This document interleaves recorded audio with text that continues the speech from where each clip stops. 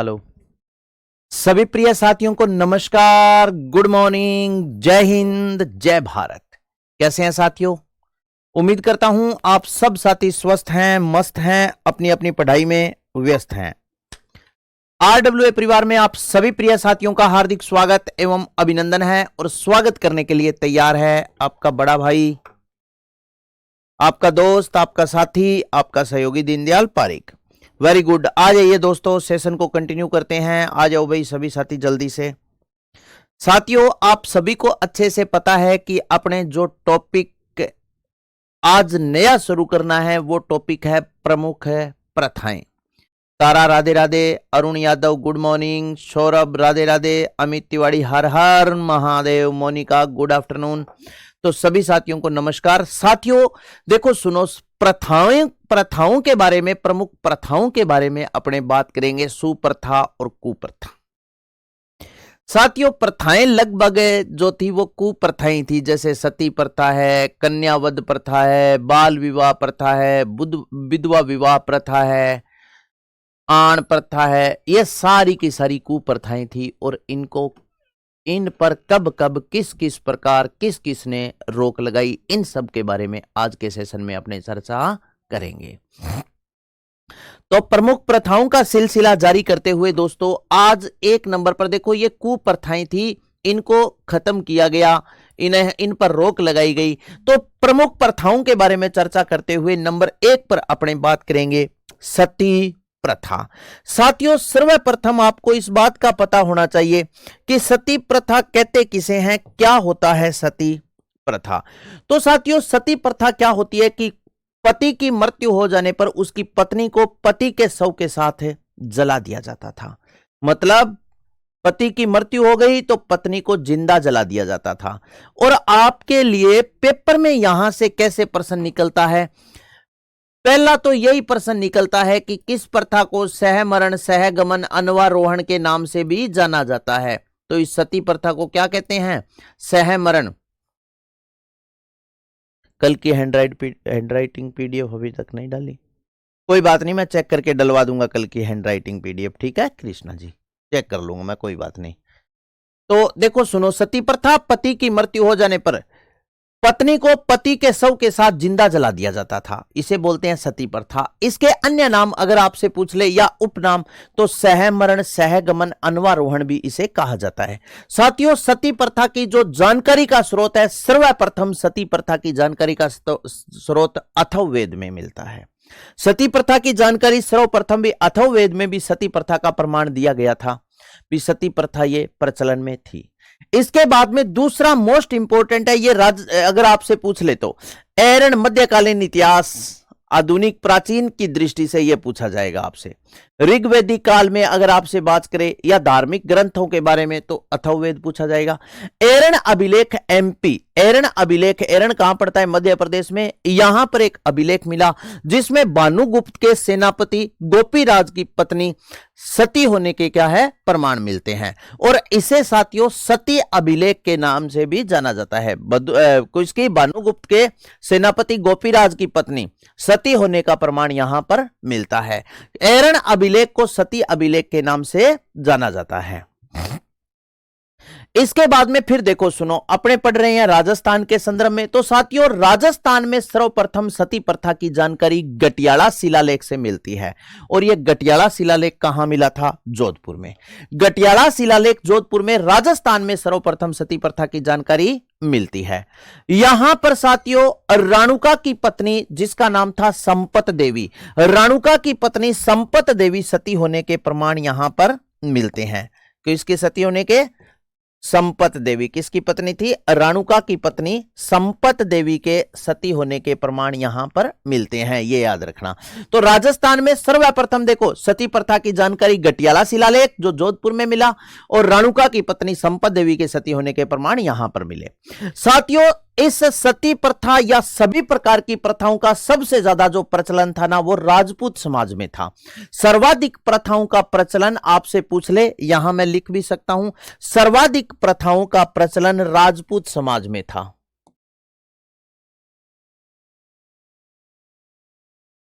सर्वाधिक प्रचलन सर्वाधिक प्रथाओं का प्रचलन वो था राजपूतों में। सबसे ज्यादा प्रथाओं का जो प्रचलन था वो राजपूतों में था, जैसे कन्यावध प्रथा है, सती प्रथा है, विधवा पुनर्विवाह पर जो जो प्रथाएं थी वो उनको राजपूत समाज में सबसे ज्यादा क्या था।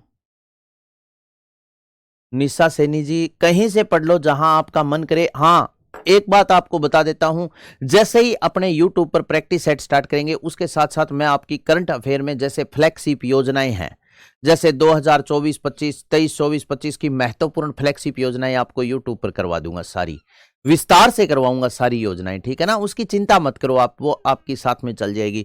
राज्य सरकार की प्रमुख फ्लैगशिप योजनाएं, महत्वपूर्ण योजनाएं, ये आपको मैं करवा दूंगा, कोई बात नहीं है।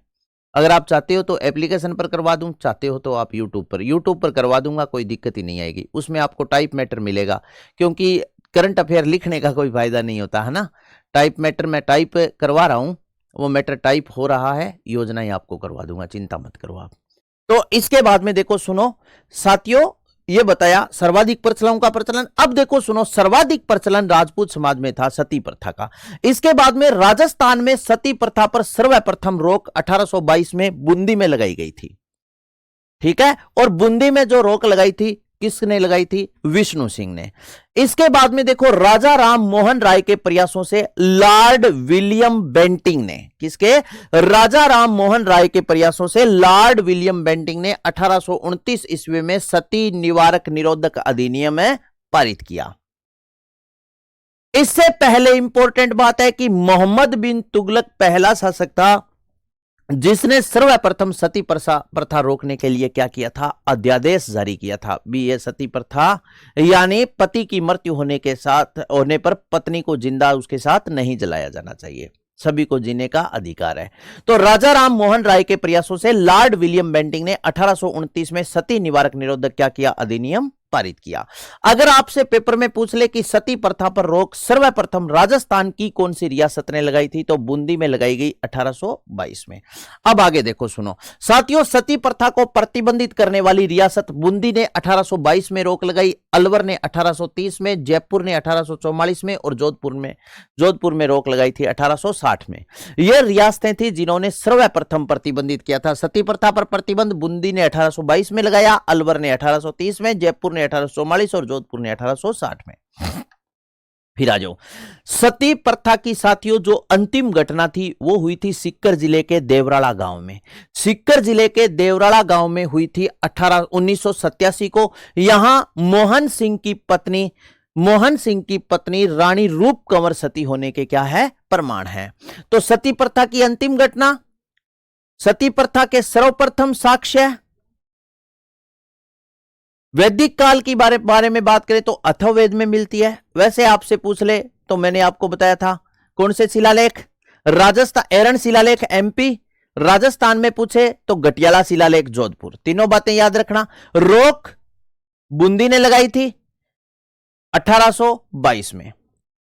राजा राम मोहन राय के प्रयासों से 1829 में लॉर्ड विलियम बेंटिंग ने सती निवारक निरोधक अधिनियम पारित कर दिया था और पूर्ण इस प्रथा को प्रतिबंधित कर दिया था। और सती प्रथा की जो अंतिम घटना है वो सीकर जिले के देवराड़ा गांव में हुई 1987 में। मोहन सिंह की पत्नी रानी रूप कंवर सती होने के क्या है? प्रमाण है। यह प्रश्न भी पेपर में पूछा जाता है।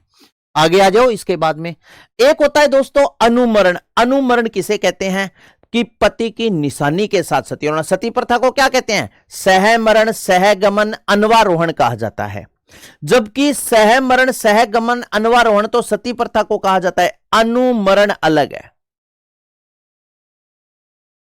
अनु का मतलब वैसे अणु का मतलब कण, अनु का मतलब होता है भाग। उपसर्ग की दृष्टि से पढ़ो तो अनु, अणु का मतलब तो कण होता है, अनु भाग या पीछे, ऐसे आपने उपसर्ग में पढ़े हैं, हाँ या ना। तो भाग का मतलब होता है कुछ अवशेष, साक्ष्य, इस प्रकार कुछ भाग। तो मतलब पति के जैसे मान लो कपड़े वगैरह है और है उनके साथ, जैसे पति की निशानी के साथ सती होना क्या कहलाता है? अनुमरण।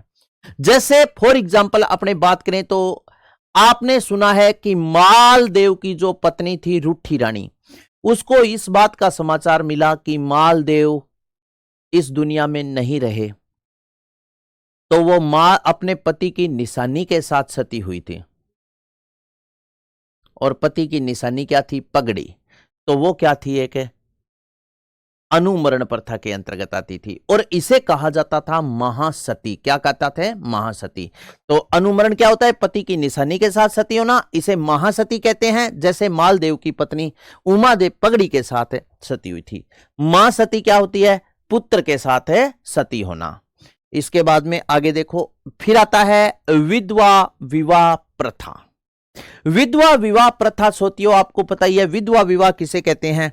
कि जैसे मान लीजिए कोई लड़की है, आज मान लो अपने 20 साल 18, आज भी राजस्थान में ऐसे चल रहा है भी 15 साल की लड़की कोई ब्याह कर दिया, हालांकि ये बाल विवाह है, लेकिन इसको छोड़ दो। मान लो 20 साल की कोई लड़की हुई, उसकी शादी हो गई, वो 21 और 22 साल 2-3 साल बाद भगवान की कोई ऐसी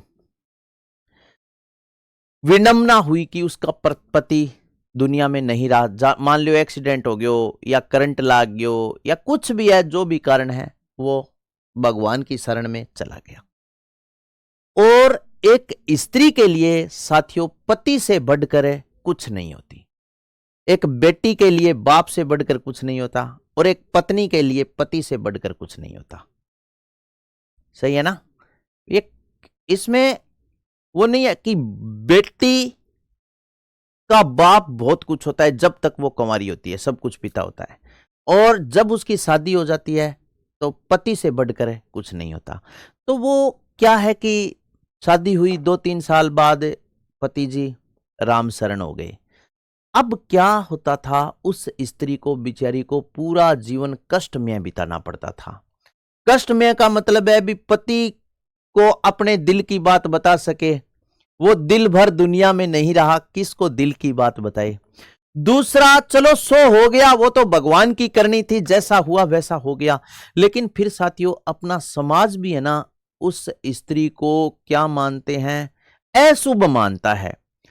तो पीड़ा वो होती है भी, एक तो उसका हस्बैंड चला गया, और दूसरा फिर समाज उसको क्या कर रहा है, मतलब है उसके कहते हैं दर्शन शुभ नहीं है। उस स्त्री को अमंगल कार्य यानी कोई भी शुभ कार्य होता है वहां पर नहीं आने दिया, अशुभ मानते हैं। तो सबसे बड़ी बात तो यह है कि चलो यार, जो भगवान ने कर दिया सो कर दिया, पर अब आप तो ऐसा मत करो भी कर दिया सो कर दिया। कष्ट तो वैसे ही है। अब उसका कष्ट जैसे विवाह में बोलते हैं कि तू बीन मणे छोरो, यानी दूल्हा बन रहा है लड़का, तो तू बाहर मत आना। तू कोई भी काम उसका, जो जैसे मान लो दुल्हन का कोई भी सामान है या दूल्हे का, उसके हाथ नहीं लगाना, तेरे हाथ है शुभ है। अरे यार ऐसा क्या कर दिया उसने? क्या गौ उतार दी क्या? कि चलो ठीक है भगवान ने कर दिया पर आप तो मत करो। और पूरा जीवन उसे कष्ट में बिताना पड़ता था, उसे शादी भी नहीं करने देते थे। यह होता है विधवा विवाह प्रथा। तो क्या है दोस्तों, अब देखो सुनो। हाँ,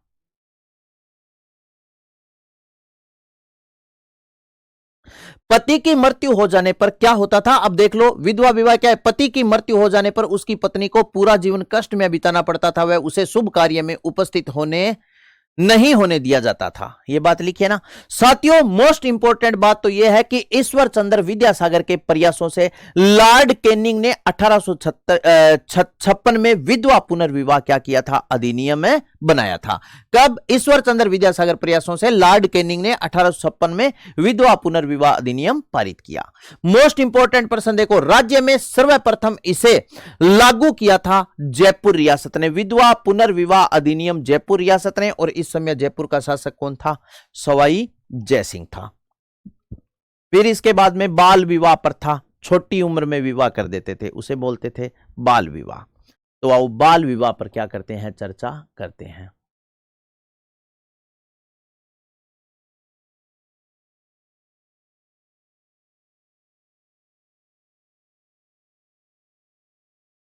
बाल विवाह प्रथा क्या होता है? छोटी उम्र में शादी कर देना। इस प्रथा को रोकने के लिए हरविलास शारदा अजमेर के थे। हरविलास शारदा ने 1929 में शारदा एक्ट पारित किया था। यह प्रश्न कई बार पूछ लिया जाता है। 1 अप्रैल 1930 को इसे संपूर्ण भारत में लागू कर दिया। सर्वाधिक बाल विवाह कब होते हैं? अक्षय तृतीया पर होते हैं, यानी आखा तीज। और आखा तीज कब आती है? वैशाख शुक्ला तीज को आती है। छोटी उम्र में आजकल तो ऐसा नहीं है, लेकिन फिर भी होते हैं, बाल विवाह खूब होते हैं। जनजातियों में खूब इनका प्रचलन है। जनजाति जैसे आदिवासी जनजातियों में बाल विवाह बहुत होते हैं। थोड़ा एजुकेशन का स्तर बढ़ा है। करंट अफेयर भाई आप कम से कम मान के चलो कि फरवरी से लेकर के और इस अप्रैल मार्च तक का आपको पढ़ना पड़ेगा। फरवरी 2025 से 1 साल का तो पढ़ना ही पड़ेगा, फैक्ट। और फ्लैगशिप योजनाएं मैं आपको करवा दूंगा, ठीक है। अब जितनी करवाऊं हो सकता है उनमें प्रश्न आ जाए, लेकिन करंट का अथाह भंडार है दोस्तों, कोई अंत तो है नहीं। राजस्थान करंट अफेयर के प्रश्न 3-4 आने हैं, मान के चलो 4 के 4 ना आए तो 2 तो आपको फ्लैगशिप योजनाओं वगैरह में मिल ही जाएंगे, करवा दूंगा, कोई बात नहीं। इसके बाद में देखो, बाल विवाह प्रथा छोटी उम्र में शादी कर देते थे। इस प्रथा को रोकने के लिए हरविलास सारदा ने क्या किया, 1929 में सारदा एक्ट कानून पारित किया। 1 अप्रैल 1930 से इसे संपूर्ण भारत में लागू कर दिया। सर्वाधिक बाल विवाह अक्षय तृतीया, अखा तीज यानी वैशाख शुक्ला तीज पर होते हैं। इसके बाद में नेक्स्ट प्रथा आती है दोस्तों, कन्यावध प्रथा। एक प्रथा मैं आपको आगे बताऊंगा कि कन्यावध हेतु उत्तरदायी प्रथा कौन सी है, वो आगे आएगी। कन्यावध प्रथा क्या है, लड़की का जन्म होते ही दोस्तों उसका गला दबाकर या अफीम देकर उसे मार दिया जाता था। और इस प्रथा का सबसे ज्यादा प्रचलन भी राजपूत समाज में ही था साथियों। कन्यावध प्रथा, लड़की का जन्म होते ही उसे गला दबाकर या अफीम देकर मार दिया जाता था। सर्वप्रथम इस प्रथा पर रोक 1833 में कोटा के शासक उमेद सिंह ने पॉलिटिकल एजेंट लुडलो के प्रयासों से लगाई थी। ये पॉलिटिकल एजेंट, अब देखो अंग्रेजों ने बहुत अच्छे काम किए थे, ऐसी ऐसी प्रथाएं थी। नहीं तो दोस्तों पैंट शर्ट पहनना, फैशन में रहना, बाल बाना, ये सारी अंग्रेजा की देन है। आपने तो दोस्तों थान ध्यान ही है, निक्कर पेरड़ी होती सीधा दोरिया ऊपर उड़ता, ना कोई बाल गांधी कटिंग होती। भाई सिखाया बाल बुल रखना, बहुत कुछ देन है, बहुत कुछ लूट के लेके गए थे। तो कन्यावध प्रथा, लड़की का जन्म होते ही उसे गला दबाकर या अफीम देकर मौत के घाट उतार दिया जाता था। सर्वप्रथम इस प्रथा पर रोक 1833 में कोटा के शासक उमेद सिंह ने लगाई थी, पॉलिटिकल एजेंट लुडलो के सहयोग से। साथियों 1834 में इस प्रथा पर बूंदी में रोक लगी, 1836 में बीकानेर, 1839 में जोधपुर और 1844 में जयपुर में रोक लगी थी। इस प्रथा का 2 कारण माना जाता है दोस्तों। कन्यावध प्रथा का 2 कारण माने जाते थे भी। ये प्रथाएं कन्यावध क्यों किया जाता था, एक तो क्या होता था कि राजपूत समाज में इसका सबसे ज्यादा प्रचलन ऐसे था कि राजपूत क्षत्रिय थे, आपको पता ही है, शासक थे, शासन करते थे। पहला तो मतलब है भी बेटी की अगर हमने शादी की किसी के साथ तो हम क्या है, उनसे हमें हमेशा हमेशा के लिए दबकर रहना पड़ेगा। अपना अपमान समझते थे एक इस बात को, वो पहला कारण। दूसरा कारण यह था कि लड़की का विवाह होता था ना, तो लड़की के विवाह पर भाट चारण डोली आदि लड़की के पिता से मुंह मांगी दान दक्षिणा के लिए हट किया करते थे। ठीक है, आगे बताऊंगा। प्रथा, बाल विवाह, कन्यावध प्रथा के लिए उत्तरदायी प्रथा मानी जाती है। ठीक है, ये 2 कारण उनके रहे थे। इसके बाद में अब देखो डाकण प्रथा के वह साथियों, डाकण बनी बनाई डाकण है जम्मा। डाकण की है सर्वाधिक प्रचलन साथियों, इसका डाकण प्रथा का भील व मीणा जनजाति में यानी आदिवासियों में था। ग्रामीण क्षेत्रों में क्या होता था साथियों, ग्रामीण क्षेत्र में किसी महिला पर डाकण या डायन होने का आरोप लगा दिया जाता था और उसे तरह तरह की यातनाएं देकर मौत के घाट उतार दिया जाता था। डाकण प्रथा को मतलब है भी उस स्त्री पर यह डाकण या डायन होने के आरोप लगाए जाते थे कि उनको, ये तांत्रिक है महिला। तांत्रिक तो जानते हो, तांत्रिक वो होती है जो यानी झाड़ फूस करती है और करती है, ऐसे भी या चौकी छोड़े, ये करे वो करे, ऐसी ये चलती है ना। कोई टूणे करती है, कोई और करती है, ऐसी महिलाओं पर। इस प्रथा पर रोक 1853 में मेवाड़ भील कोर कमांड के कमांडेंट जैसी बुर्क ने लगाई थी। और कहां लगाई थी, उदयपुर के खेरवाड़ा में। तो डाकन प्रथा, किसी स्त्री पर डाकन या डायन होने का आरोप लगाया जाता था, उसे तरह तरह की यातनाएं देकर मौत के घाट उतार दिया जाता था या इसे परेशान किया जाता था। इस प्रथा पर जो रोक है वो 1853 में मेवाड़ भील कोर कमांड के कमांडेंट जैसी बुर्क ने उदयपुर के खेरवाड़ा में लगाई थी। फिर आ जाती है सागड़ी या बदवा मजदूर प्रथा। सागड़ी प्रथा या बदवा मजदूर प्रथा, ये देखो सुनो साथियों, क्या होता था कि पैसे वाले व्यक्ति गरीब व्यक्तियों को पैसा उधार देकर उनसे तब तक काम करवाते थे कि जब तक वो पैसा लौटा नहीं देता फ्री में। सागड़ी या बदुआ मजदूर, बदुआ मजदूर को मतलब क्या है भी, मान लो मैं कोई व्यक्ति ने 10,000 रुपया दे दिया, मैं भी ने 10,000 रुपया दे गए और बिंग नो काम करवाऊंगा, दिन गाँव ले गया थन ताई करे, कभी कहूंगा तू डांगर नीर पशुओं को चारा डाल, कभी बोलूंगा तू ये कर, कभी बोलूंगा तू ये कर, और ये काम मैं उसे तब तक करवाऊंगा जब तक वो मेरे 10,000 रुपए नहीं दे देता। एक तो 10,000 रुपया वो बेचारो दे किया सके बताओ, भी उसे अपने काम भी और कहीं नहीं करने देते, भी काम तो तू 10,000 रुपया मारे ही करेगो, और 10,000 रुपया दे दिया, काम करवायो, काम की दिहाड़ी कौन दी, तो बताओ वो क्या कर्जो उतारेगो। सागड़ी या बदुआ मजदूर प्रथा, पैसे वाले व्यक्ति पैसा उधार देकर काम करवाते जब तक पैसा वापस नहीं दे देता। सागड़ी निवारक निरोधक अधिनियम पारित किया गया था 1961 में। अधिनियम 1961 के तहत साथियों इस प्रथा पर रोक लगाती थी। इसके बाद में आती है दहेज प्रथा। दहेज तो थे जानो यो दाइजो। दहेज प्रथा पर रोक 1961 में लगी थी। बाकी कोई इतनी दहेज प्रथा में मैंने कुछ नहीं लिखा साथियों, क्योंकि आप जानते हो। लेकिन मोस्ट इंपॉर्टेंट दहेज क्या होता है, लड़की की पुत्री की शादी में, यानी या दुल्हन पक्ष के द्वारा या दुल्हन के माता पिता के द्वारा दुल्हे के माता पिता या दुल्हे को उपहार स्वरूप दी जाने वाली भेंट क्या कहलाती थी, दहेज। और दहेज प्रथा पर रोक लगी थी दहेज प्रथा पर 1961 में। मोस्ट इंपॉर्टेंट बात है दोस्तों, डावरिया प्रथा क्या होती थी। डावरिया प्रथा देखो, राजा या पूंजीपति लोग दहेज के साथ कुछ कुंवारी कन्याएं दिया करता था, जिन्हें कुंवारी कन्याएं दिया करते थे, जिन्हें डावरिया प्रथा कहा जाता था। समझ गए ना। एक साथियों दास प्रथा अलग थी, वो आगे आएगी। दास, दासी, दरोगा, चाकर, वो आगे आएगी। दास प्रथा अलग थी, दहेज प्रथा और डावरिया प्रथा अलग है। डावरिया प्रथा, दास प्रथा का मतलब क्या होता था कि युद्ध के समय बंदी बना लिए जाते थे कुछ, उनका एक अलग से विभाग हुआ करता था जिसे राजलोक कहा जाता था। आगे है वो बताऊंगा। लेकिन यहां पर देखो, दहेज प्रथा पर रोक 1961 में लगी। दहेज प्रथा आप जानते ही हो। डावरिया प्रथा दहेज प्रथा से ही संबंधित है। भी राजा महाराजा या पूंजीपति व्यक्ति क्या करते थे, अपनी पुत्री की शादी में कुछ कुंवारी कन्याएं दहेज के रूप में देते थे, उन्हें क्या कहा जाता था, डावरिया प्रथा कही जाती थी।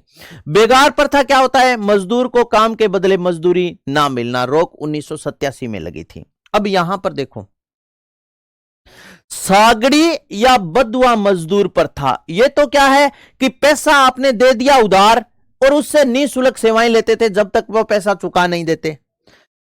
बेगार प्रथा क्या होती थी साथियों, मजदूर को काम के बदले मजदूरी ना मिलना। अब पूंजीपति व्यक्ति होते थे या मतलब जो भी ऐसा सिस्टम था कि उनसे जैसे बुलवा लिया कि काल मारे यो काम है तू आ जाई, और बिंग बाद में काम करने के बाद में शाबाश बहुत अच्छो करियो घरे उड़ जा।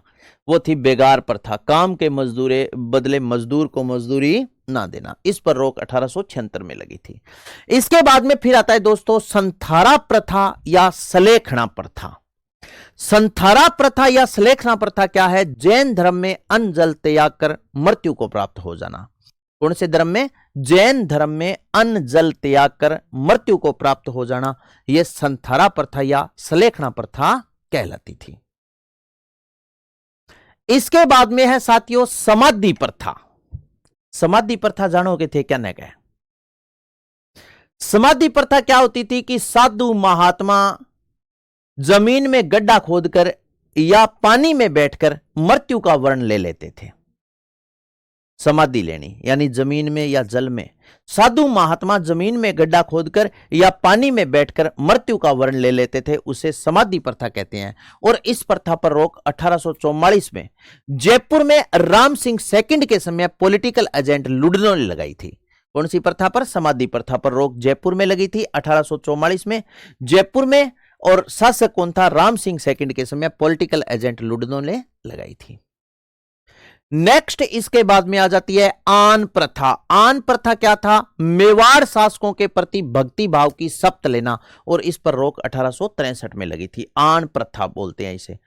आन प्रथा मेवाड़ शासकों के सामने शपथ लेते थे, किसकी? भक्ति भाव की, कि मैं शपथ पूर्वक घोषणा करता हूं कि मैं चित्तौड़ दुर्ग में महाराणा प्रताप सिंह की सेवा में रहूंगा और मैं ये शपथ लेता हूं कि मैं महाराणा प्रताप की निरंतर सेवा करूंगा। यह थी आन प्रथा, मेवाड़ शासकों के प्रति भक्ति भाव की शपथ लेना। इस पर रोक 1863 में लगी थी। यह देखो साथियों, यह है त्याग प्रथा। मैंने कन्यावध प्रथा बताई थी ना, और मैंने आपको यह भी कहा था कि आगे एक प्रथा बताऊंगा, वो कन्यावध हेतु उत्तरदायी मानी जाती है। तो ये वही प्रथा है, इसमें लिखा भी है ये बात, राजपूत, ये रही, ये देखो ये बात लिखी हुई। इस पर थोड़ा सा ध्यान रखना, ये बहुत डीपली प्रश्न बन जाएगा, ऐसा प्रश्न पूछा जाएगा। त्याग प्रथा क्या होता था साथियों, कि राजपूत परिवारों में भाट, चारण, डोली लड़की के पिता से मुंह मांगी दान दक्षिणा का हट किया करते थे। मुंह मांगी दान दक्षिणा का हट का मतलब है भी जैसे लड़की की शादी हो रही है।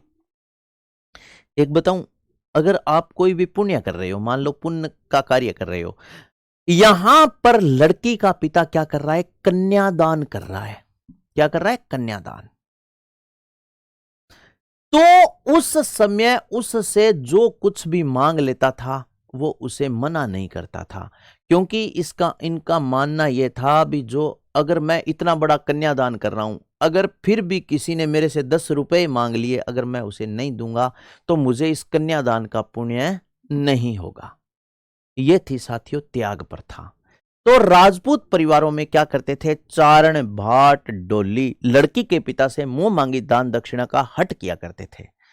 तो इसलिए वो क्या करते थे? लड़की जैसे ही पैदा हुई होते ही उसे गला दबाकर या अफीम देकर मार देते थे। तो यह प्रथा कन्यावध हेतु उत्तरदायी मानी जाती है। इस पर देखो रोक 1841 में जोधपुर के शासक मान सिंह फर्स्ट ने लगाई और इसके बाद में 1844 में बीकानेर के शासक रतन सिंह ने लगाई थी। लेकिन याद रखना, इस प्रथा पर पूर्ण प्रतिबंध 1841 में वाल्टर कृत हितकारिणी सभा ने लगाई थी। पूर्णतः रोक कब लगी थी? तो 1841 में वाल्टर कृत हितकारिणी सभा ने पूर्णतः इसे प्रतिबंधित कर दिया था। कौन सी प्रथा को? त्याग प्रथा को। यह रही वो दास प्रथा जिसके बारे में अभी चर्चा करके आए थे। मैंने पीछे आपको एक बात बताई थी कि दहेज प्रथा 1961 में रोक लग गई थी, लेकिन वहां पर एक बात और बताई थी मैंने, डावरिया प्रथा। डावरिया प्रथा क्या थी? कि लड़की, राजा महाराजा लोग या पूंजीपति वर्ग अपनी लड़की की, पुत्री की शादी के समय कुछ कुंवारी कन्याएं दहेज में दिया करते थे, उन्हें डावरिया प्रथा कहा जाता था। यह है दास प्रथा। दास दासी ऐसे लोग होते थे साथियों जिन्हें युद्ध के समय बंदी बना लिया जाता था। समझ गए? जैसे मान लीजिए युद्ध हो रहा है, युद्ध के समय मान लीजिए अकबर और महाराणा प्रताप के मध्य युद्ध हुआ, महाराणा प्रताप, अकबर हार गया, तो उसके क्या थे कि कुछ सैनिक, उनकी पत्नियां ऐसे थे, उनको बंदी बना लेते थे और उन्हें अपने दरबार में ला करके रखते थे, वो होते थे। तो दास प्रथा क्या है? दास दासी ऐसे लोग होते थे जिन्हें युद्ध के समय बंदी बना लिया जाता था। इसका अन्य नाम है, अन्य किस नाम से जाना जाता है? इन्हें दासी, गोला, दरोगा, चाकर के नाम से जाना जाता था। दास दासियों का दोस्तों एक अलग से विभाग हुआ करता था, इनके लिए एक स्पेशल काल कोठरी, एक केबिन होता था, उसे राजलोक कहा जाता था। क्या कहा जाता था? राजलोक। दास दासियों का अलग से विभाग होता था जिसे राजलोक कहा जाता था। अब दो बातें और सुन लो। राजा खुश होकर अगर किसी दासी को अपने साथ रहने की अनुमति दे देता तो वो दासी दोस्तों परदायत कहलाती थी। मोस्ट इंपॉर्टेंट बात है। फिर राजा क्या करता कि खुश होकर जो अपने साथ, जो राजा के साथ दासी रहती है, राजा खुश होकर उसी दासी को, पहले तो वो साथ रही, फिर राजा ने कहा कि कोई बात नहीं, मेरा कोई भी जैसे मांगलिक कार्य, कोई भी शुभ कार्य है करेंगे तो आप उसके साथ, उस कार्य में मेरे साथ है चलना। राजा खुश होकर किसी दासी को अपने साथ मांगलिक अवसरों में उपस्थित होने या आभूषण पहनने की अनुमति दे देता तो वो दासी क्या कहलाती थी? पासवान या खासवान कहलाती थी। क्या कहलाती थी? पासवान या खासवान। ये बात देखो, सुनो। दास प्रथा, दास दासी ऐसे लोग होते थे जिन्हें युद्ध के समय बंदी बना लिया जाता था। अन्य नाम इनका है दासी, गोला, दरोगा, चाकर। दास दासियों का अलग से विभाग होता था जिसे राजलोक कहते थे। राजा खुश होकर किसी दासी को अपने साथ रहने की अनुमति दे देता तो वो दासी पड़दायत कहलाती थी। राजा खुश होकर किसी दासी को मांगलिक अवसरों में उपस्थित होने वह आभूषण पहनने की अनुमति दे देता तो वह दासी पासवान या खासवान कहलाती थी। याद रखना। पर्दा प्रथा तो थे जानो यो, घूंघट निकालनो। स्वामी दयानंद सरस्वती ने स्त्री शिक्षा पर बल देकर इसे प्रतिबंधित किया था। लुगाइयां नौकरी लागण लागी, बिंग बाद में घूंघट काटनो बंद कर दियो। स्त्री शिक्षा पर बल दिया, स्त्रियां शिक्षित हुई, नौकरी लागण लागी। हाँ,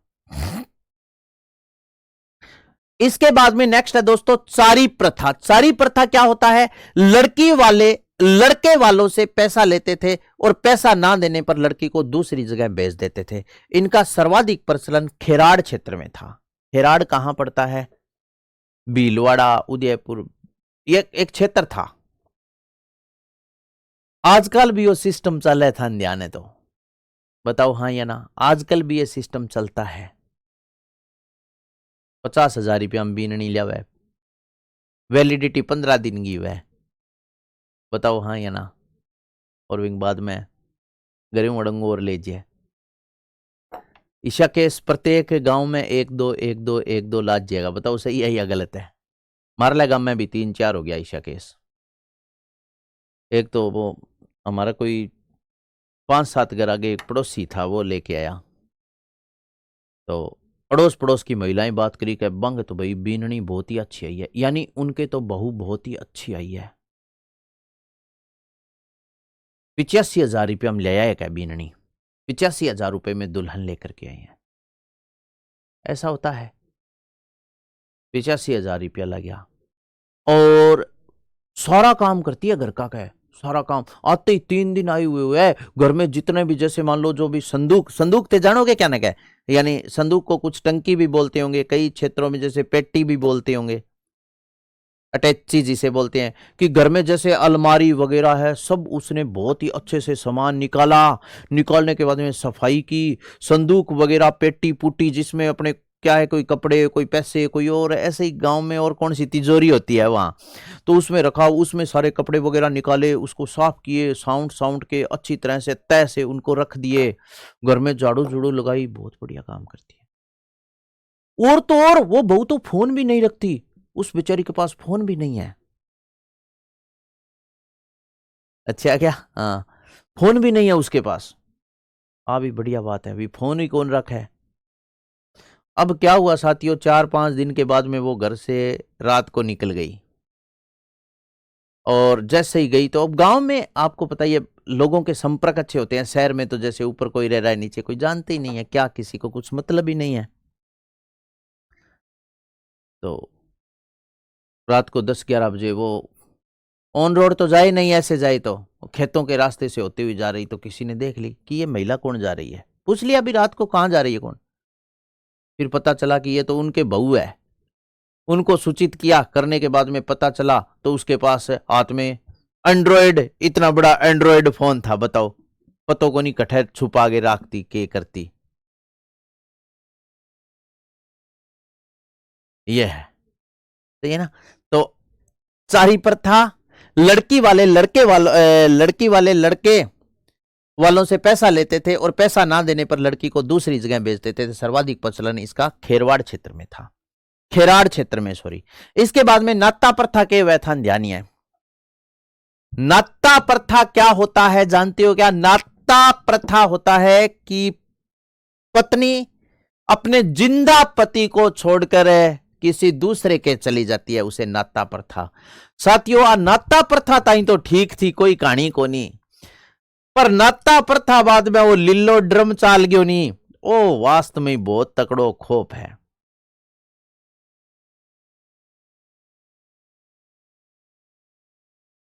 नाता प्रथा तो कोई बात को नहीं, गई तो गई, अपना कौन सा कर्म लेगी। पर लीला ड्रम में फिट करके जावे, सारों तकड़ी समस्या तो वहां हो रही है। तो ये नाता प्रथा क्या होती थी?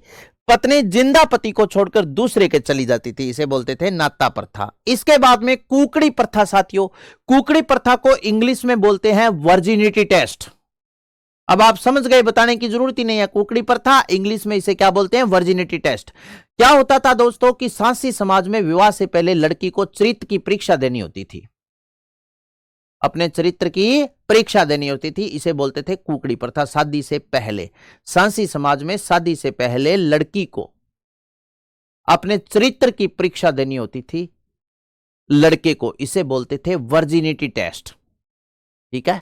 मोताणा प्रथा क्या होता है, आदिवासियों के मृत्यु पर हर्जाना या राशि देना, इसे बोलते हैं मोताणा प्रथा। आदिवासियों में जैसे मृत्यु हो गई तो मृत्यु पर जो हर्जाना देते थे या मोताणा प्रथा, मोताणा राशि बोलते थे, उसे बोलते थे।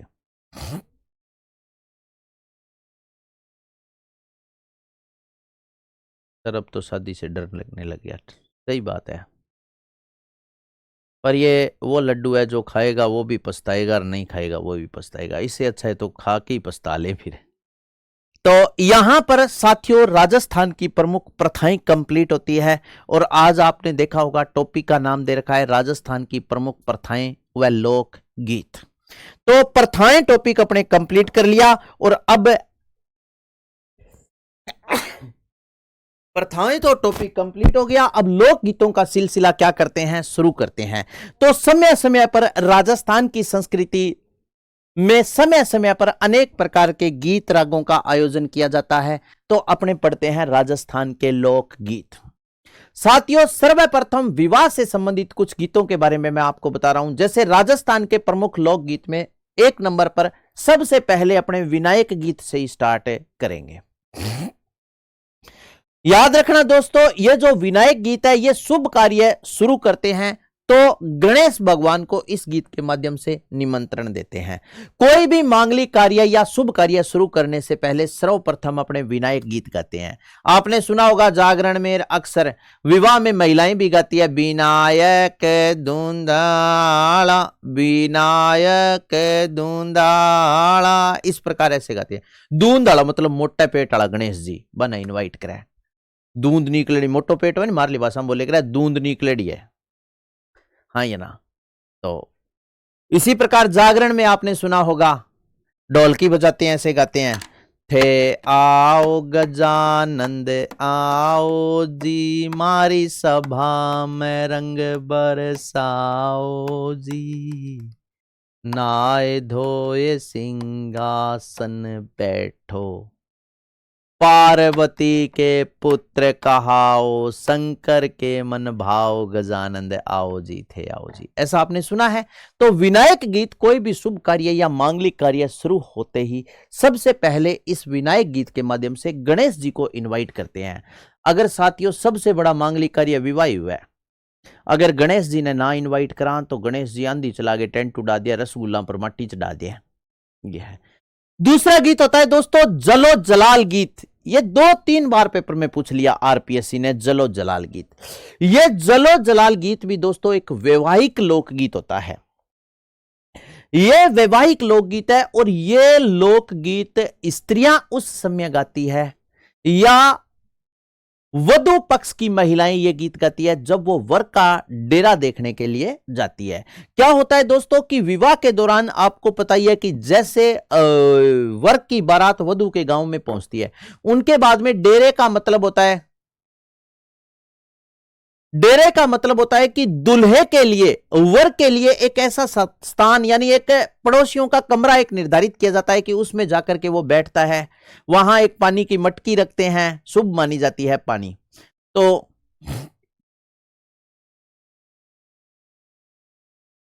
पानी की मटकी रखते हैं और वो होता है वर का डेरा। तो जलो जलाल गीत देखो एक वैवाहिक लोकगीत है, वर का डेरा देखने जाते समय वधु पक्ष की महिलाओं के द्वारा गाया जाता है। ये गीत के माध्यम दोस्तों चुगली चांटी खूब करे छोरियां, ए ज्यादा लुगाइयां कम जावे, छोरियां ज्यादा जावे। छोरियां कौन जाती है, जिज्जन देखने जावे वधु की सहेलियां, कोई मम्मेंगी, कोई बुआगी, कोई लड़की आईडी वह, कोई और वह, कोई बिंगी अड़ोस पड़ोस की सहेलियां वह बे।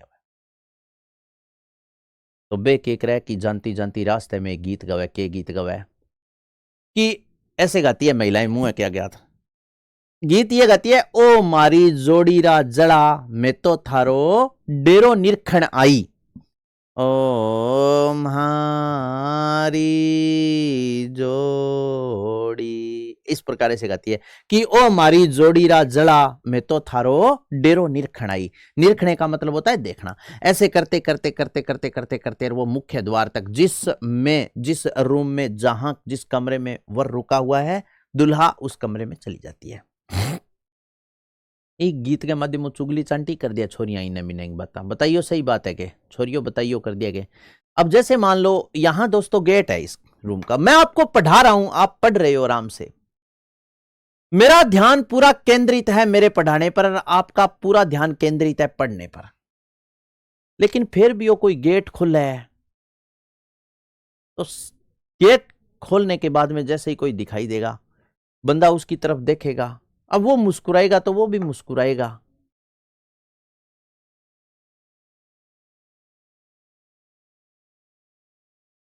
तो वो भी मुस्कुराएगा, वो भी मुस्कुराएगी, लड़कियां भी। और वे जागे फिर वो होने वाली जो उनकी दुल्हन होती है ना, उसे बोलते हैं कि ना ये जिज्जा जी तक छोरियां का देख देगे सा, तो और बेचारो रोवे के, एक तो आ खुशी भी मेरो ब्याह हो गयो, एक आ खुशी मेरे बहू आवेगी, एक आ खुशी के लिंगानुपात रेखा बारा हो गया, आपा ब्याह हो गयो, महाराज कौन मननो पड़े, हाँ या ना। तो हंसिया तो क्या हो जाए कि गुना हो जाएगी बताओ।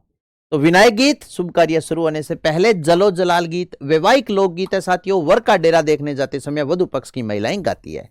ये रहा वो सींठने गीत, ये भी दोस्तों विवाह के दौरान गाया जाने वाला एक गाली गलोच युक्त गीत है, और वर को भोजन करवाते समय ये गाती है, पांच सुपारी लाडो सिंगोड़ांगो सट्टे को काला जानी आया लाडो क्यांगो करशा नटको। इस प्रकार यानी इस गीत के माध्यम से क्या करती है वो, दुल्हे के जितने भी समधी होते हैं, जी मान लो जिज्जा और अरबान गाली दिया गीत के माध्यम, तो यह विवाह में गाया जाने वाला एक गाली गलोच युक्त गीत होता है। इसके बाद में दोस्तों फलसड़ा गीत आता है, फलसड़ा गीत।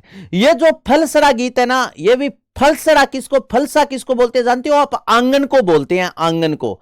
फलसड़ा गीत भी विवाह के दौरान गाया जाता है अतिथि आगमन पर। जी हाँ, मान लो कोई भी अतिथि आवे नहीं, तो महिलाएं 5 7 10 लुगाइयां आंगन में बैठी रहे, बुढ़लिया बे बातां कर बोक रहे बन बता दे जागे। अब जैसे और होती है ना, फुम्पो जी आ गया, छोरा को फुम्पो आया है, बे श्याम सुंदर जी बटा हुआ है बठाऊ, बे आया बे आया, बन जी आई सूचना दे, बे बिया गीत गावे, यहाँ मूंगा गात लगाए, महारो फल सो कण खड़े कायो, यानी मारो फल सो मतलब मारे आंगन पर है कौन आया। फिर वे नाम लिया, मारो फल सो कण खड़े कायो, मारो फल सो दीनदयाल जी खड़े कायो, आंता 2 किलो आम लाया। कोई फ्रूट वगैरह, फ्रूट्स वगैरह लेके जाते हैं। इस प्रकार ऐसे फैलछड़ा गीत भी विवाह के दौरान अतिथि आगमन। पावना गीत साथियों, पावना बोलते हैं हमारे पश्चिमी राजस्थान में, जैसे जैसलमेर है, बीकानेर है, जोधपुर है, नागौर है, बाड़मेर है, यहां जालोर है, पालिया, यहां पर जो दामाद होता है ना, दामाद, उसे बोलते हैं पावना। अलग अलग जगह यूपी वाले बताओ दामाद को क्या बोलते हैं, दामाद का मतलब है, हाँ, अपनी शादी का कार्ड जरूर दूंगा आपको सर, सारी सहेलियों से आप ही पंगा लेना। अच्छा क्या, ना ना मैं पंगा कौन लूं, ठीक है। शादी, अब मेरी भी शादी थी ना, तो मैंने पंडित जी को बताया था क्या क्या रस्म कैसे कैसे होती है, वो 7 फेरों के 7 वचन निभाऊंगी, हाँ या ना। 7 फेरा हुआ है, तो पंडित जी ने क्या किया कि मेरे आगे 7 चावल की अलग अलग डेरी कर दी, चावल की डेरी कर दी, बोले कि फेरा तो 4 ही हुए, मैं थाने बताया।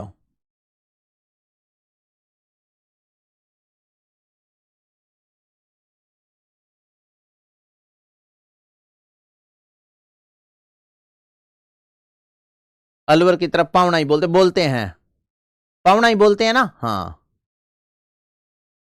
हमारे भी पावना ही बोलते हैं। हाँ, दामाद जी को क्या बोलते हैं बताओ आप? दामाद जी बोलते हो क्या? ठीक है, अलग अलग जगह। यूपी में दामाद बोलते हैं सर। हाँ, तभी तो मैंने दामाद बताया, नहीं तो हूं सीधो पावना बता रही छोड़ देन। तो पहुना बोलते हैं, अमित तिवारी बोलते हैं, पहुना बोलते हैं। ठीक है, ये भी बात एक ही है। तो पंडित जी ने 7 ऐसे छोटी छोटी छोटी छोटी डेयरी कर दी चावल की। बताओ स्टोरी। अब क्या हुआ दोस्तों कि वो बोले कि 7 वचन देता हूं आपको, और आप एक डेयरी, जैसे ही मैं एक वचन पूरा बोल दूं उसके बाद में आप एक डेयरी को बिखेर देना चावल की, और हां बोल के कि हां मेरे ये वचन मंजूर है। ठीक है, मैं क्यों जी पंडित जी, कोई बात को नहीं। फिर 7 वचन बोलियो, मैं 7 वचन स्वीकारूंगा। पर पहली तो बात यह है कि ऐसी 7 चावल की डेयरियां इसके भी आगे बनाओ, इसके भी आगे बढ़ाओ।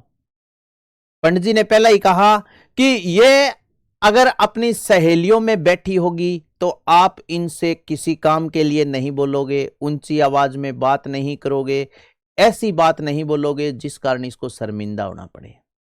मैंने कहा जी मैं इन सब बातों को कबूल करता हूं, पर बात यह है कि एक चावल की डेयरी इसके भी आगे बोलो, इसको भी बोलो कि जब मेरे दोस्त घर पे आए, मेरे कोई फ्रेंड घर पे आए, तो जैसे मैं बोल दूं कि इनके लिए आप चाय बनाओ, नाश्ता लगाओ, तो यो भी मना ना करेगी।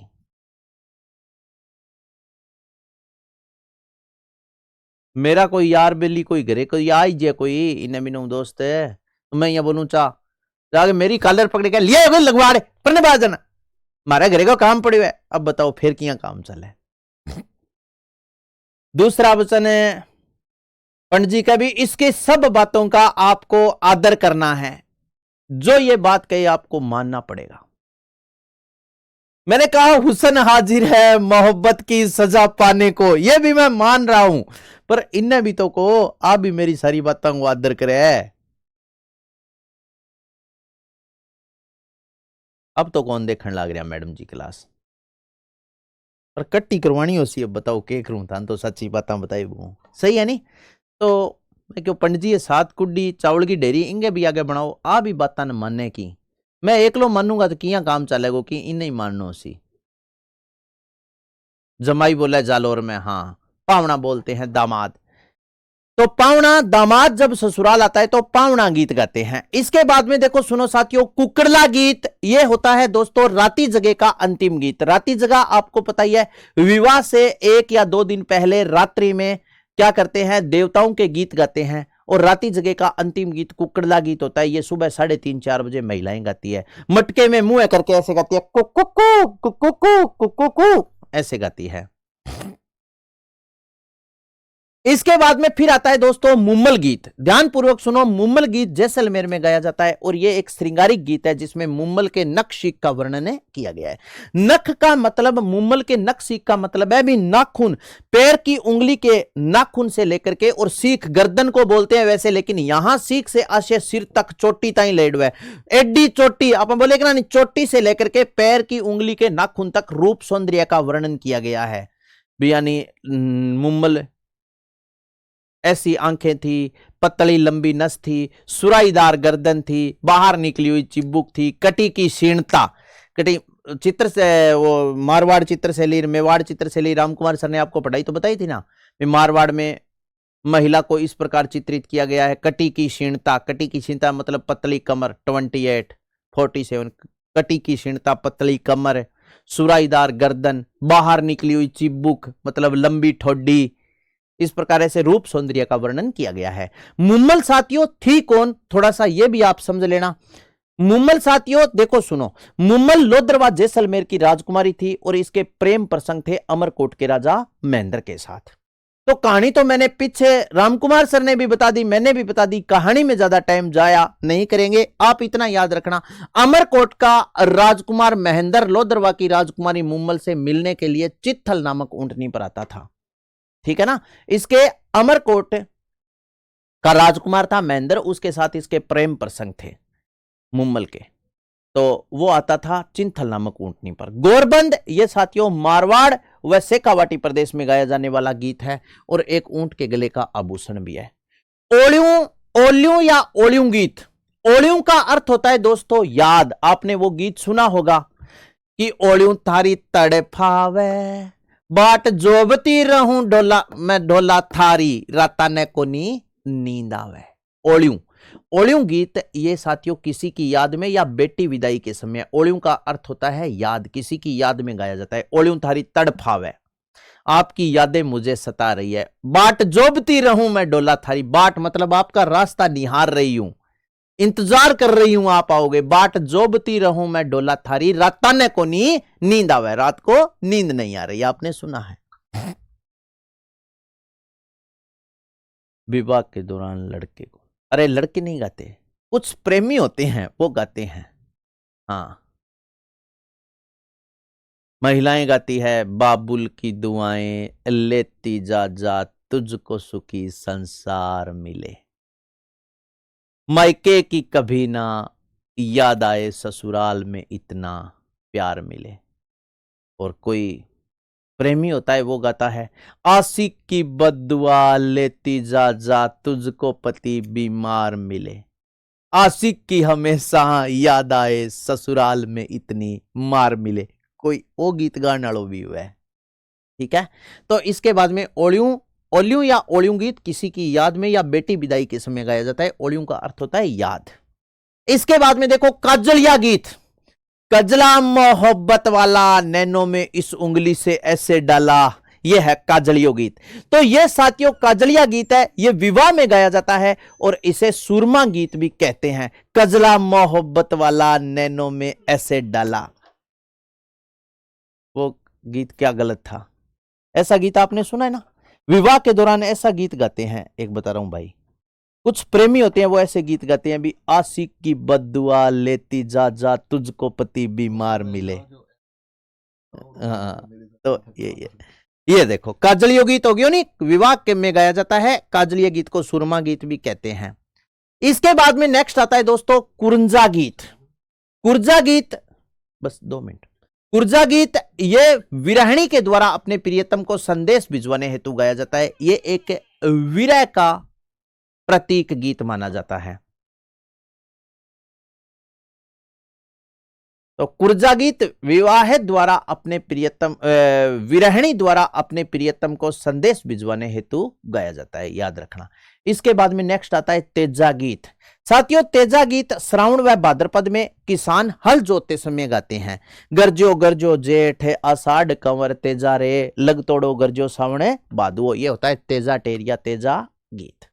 तो आज के लिए मुझे लगता है इतना काफी है दोस्तों। बाकी की बातें अपने कल पढ़ लेते हैं क्योंकि टाइम भी हो गया। कल मेरे द्वारा जो टॉपिक करवाए जाते हैं Rajasthan geography, history, Rajasthan geography और कल्चर के, वो पूरे हो जाएंगे। बाकी कुछ कल और बातें करेंगे।